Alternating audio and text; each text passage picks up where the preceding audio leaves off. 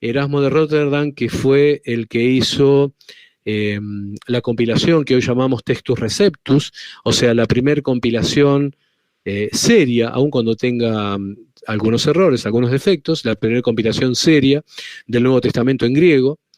Erasmo de Rotterdam tomó el libro de Johannes Reuchlin y se lo envió al obispo Fischer, a una persona que él consideraba capacitada para ello y una persona que Erasmo tomaba en cuenta intelectualmente. Se lo envió para que lo estudiara y viera si consideraba que era correcto o no.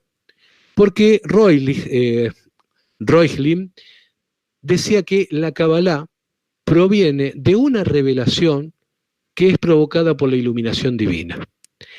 Entonces, fíjense que un cristiano, o digamos, entrecomillémoslo, un cristiano entre comillas, como este Johannes, decía que la Kabbalah viene a partir de iluminación divina. Sin embargo, hemos visto que gran parte de lo que decía la Kabbalah obviamente es contrario a lo que dice el cristianismo.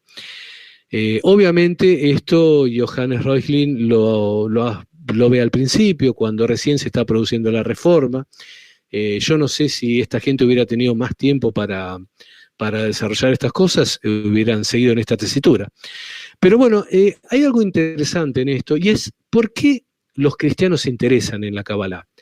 ¿Por qué estos líderes o pensadores cristianos se interesan en la Kabbalah?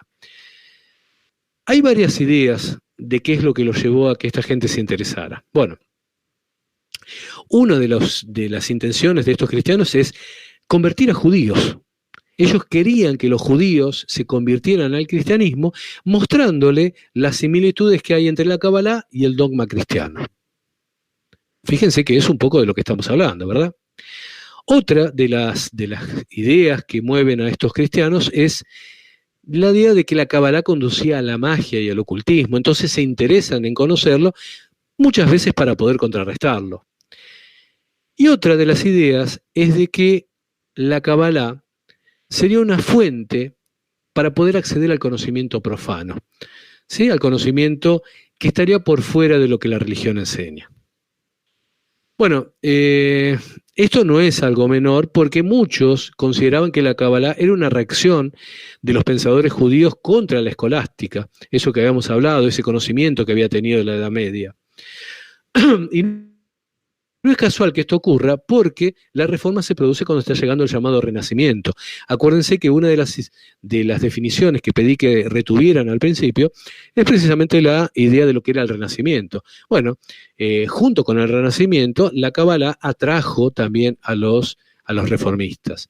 Como les dije, como entiendo que hoy por hoy es que la Kabbalah atrae tanto a ex cristianos que hoy se hacen llamar judíos mesiánicos. Bueno, este ha sido un pequeño pantallazo histórico acerca de lo que ha sido el misticismo judío y la Kabbalah, como les dije, llegando hasta Gershom, que es el místico judío cabalista más importante del siglo XX. Bueno, es necesario que ustedes sepan un poco, bueno, más allá de esta historia que les hice de la Kabbalah, bueno, a ver qué es la Kabbalah, a ver tan misteriosa que es, bueno, cuál es la metodología que usa la Kabbalah. Podemos decir mucho, se puede escribir mucho de esto, pero me pareció importante resumírselos, porque la Kabbalah básicamente tiene 3 métodos de investigación. Esto es lo que ustedes van a ver en general, toda esta profundización que yo les hice en cuanto a la historia de la Kabbalah, no la van a ver, porque de los que hablan de Kabbalah toman las cosas muy por el aire, ¿verdad? Muy de los pelos, y de lo único que pueden llegar a escuchar hablar es de lo que yo les voy a hablar ahora. Aunque realmente lo más importante es todo lo previo. Es conocer la historia de la Kabbalah, conocer cómo surge, porque es lo que nos muestra, todo lo que les estuve comentando recién, el por qué tenemos que rechazar la Kabbalah. Porque lo que ahora vamos a ver es la metodología de la Kabbalah. Es lo superficial. Pero lo más profundo es lo otro, es cómo surge la Kabbalah y por qué tenemos que rechazarla, ¿verdad? Bueno, yendo a esto, como les digo, que es lo superficial, sería lo que es los métodos, en definitiva, de investigación de la Kabbalah. Los métodos son básicamente tres: la gematría, el notaricón y la temurá. Lo repito: la gematría, el notaricón y la temurá. Ahora vamos a ver básicamente qué es cada una de estas cosas. La gematría, ustedes van a ver que se escribe por lo general sin la U, se escribe Gematria, se escribe gematría. Se escribe así básicamente por ignorancia, pero está puesto ya en todas partes, se escribe así, porque en realidad se debe pronunciar gematría. Porque aun cuando pueda sorprender a aquellos del judaísmo que siempre hablan en contra de las cosas griegas, gematría surge del idioma griego. Como les dije, ustedes van a ver que los judíos mesiánicos y muchos que se meten en las raíces hebreas rechazan el pensamiento grecorromano y bla, bla, bla, pero sin embargo no saben que el judaísmo rabínico y el judaísmo cabalista, místico, está lleno, pero decir lleno de lo que es el pensamiento griego. Y una de las cosas, por ejemplo, la vemos en esto, en la llamada gematría. ¿Qué es la gematría? Bueno, gematría consiste en asignar números, o sea, valores numéricos a las letras, y luego hacer combinaciones con esto. Y como les digo, aunque el judaísmo no lo diga, es un método inventado por los griegos. La gematría ya existía en el mundo griego, y es lo que en el mundo griego se conocía como isopsefía. Lo digo despacio. Isopsefía. Esto viene de isos, que significa igual, y cefos, que significa piedra o guijarro, porque en las piedras se escribían las letras y estos funcionaban como números cuando a una persona se le enseñaba, por ejemplo, aritmética. Para enseñar aritmética no se gastaba, no había pizarrones en esa época, no se usaba papel, el papel era algo muy caro. Entonces, ¿cómo se le enseñaba aritmética a la gente? Se le enseñaba a partir de guijarros, colocar letras, y a esto se le asignaba un número. A eso se le llamaba isopsefía. Y de hecho, la palabra gematría, bueno, esta isopsefía es lo que se hacía en el mundo griego. La palabra gematría, como les dije, proviene del idioma griego y tiene la misma raíz que la palabra geometría. Ese es uno de los posibles orígenes de la palabra gematría. También puede provenir de otra palabra que también es griega y es precisamente una palabra que ustedes conocen, la palabra gramática. Fíjense que tanto, si viene de la palabra geometría, que implica números, mediciones, así como que venga de la palabra gramática, en ambos están relacionando números con letras. Pero no es solamente en el mundo griego que se relacionaban los mundos con las letras, lo cual después toma el judaísmo cabalista, sino que también en el mundo árabe se hacía esto. En el alfabeto árabe, que tiene 28 letras, se hacía lo que llamaba la abiyat, que era también el componer letras junto con números y hacer composiciones entre palabras y números. Bueno, esto sería la gematría, asignar valores numéricos a las letras y luego establecer combinaciones con ellas. El segundo de los métodos de interpretación de la Kabbalah es lo que se llama notaricón. Notaricón, N-O-T-A-R-I-K-O-N. Otra vez volvemos al llamado mundo grecorromano. Tanto que critican el judaísmo mesiánico, el pensamiento griego y el pensamiento romano. Bueno, la palabra notaricón, que es una palabra que utiliza la Kabbalah, viene del latín notarius. ¿Qué significa esto? Significa un texto o una nota abreviada. ¿Qué tiene que ver esto con la Kabbalah? Bueno, lo que se hace acá es utilizar, por ejemplo, las letras iniciales de una palabra o de varias palabras y hacer una nueva palabra con esto. Ahora bien, esto realmente existe en la Biblia. Tengamos claro esto. Como yo les dije, lo peligroso de esto es que realmente tiene relación con la Biblia. El problema es que luego del primer encuentro con la Biblia de esto, a uno lo llevan a cosas que nada tienen que ver con la Biblia. Acuérdense lo que hace el diablo. El diablo citó los textos bíblicos para tratar de confundir, para tratar de conducir a la perdición a Yeshua en su naturaleza humana. Acuérdense que el diablo cita las escrituras, el diablo las conoce. Por eso no es raro que la Cábala pueda nutrirse de cuestiones bíblicas. Pensemos algo. Acuérdense lo que dice la sentencia escrita por Pilato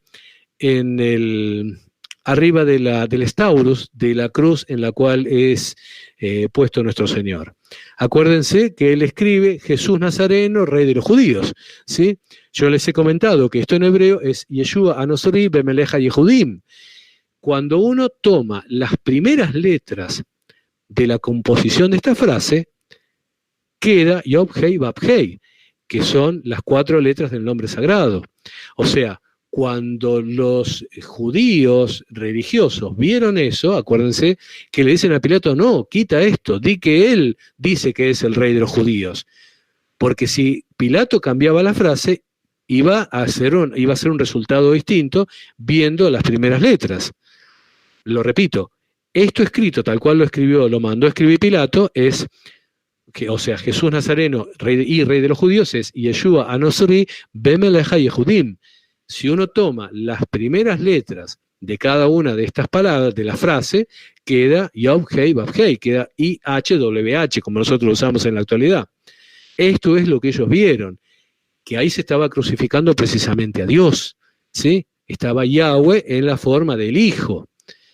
Esto es lo que ellos vieron. Por eso les digo, la Kabbalah se nutre de cosas verdaderas. El tema es al resultado que después conducen con esto. Por eso una persona que se interna en esto termina mal, termina yendo a cualquier lugar, termina perdiéndose. Por eso esto constituye aquellas cuestiones que están reservadas a Dios. Hay cosas que Él nos muestra, que Él nos enseña, que a través del Espíritu Santo nos da el conocimiento, ¿sí? A través de Ruach HaKodesh. Pero hay cosas que Él las mantiene ocultas. Y esas son precisamente a las cosas a las cuales pretenden ingresar los cabalistas. Precisamente ese conocimiento secreto que le propuso la serpiente al hombre. Bueno, en la tercera de la forma es la llamada teburá. La teburá, teburá significa cambiar, intercambiar. ¿Y por qué cambiar, intercambiar? Porque esta parte del método cabalístico consiste en cambiar las letras de las palabras que están contenidas en la Biblia. Y esto, por ejemplo, ellos lo hacen cambiando las letras del nombre divino. Ustedes saben que el nombre divino es IHWH, transliterado, ¿no? Sería Yod Hei Vav Hei. ¿Y qué es lo que hacen los cabalistas? Cambian de lugar las letras y recomponen el nombre divino, y hacen combinaciones de palabras, las cuales supuestamente sirven para obtener poder para distintas cosas. Bueno,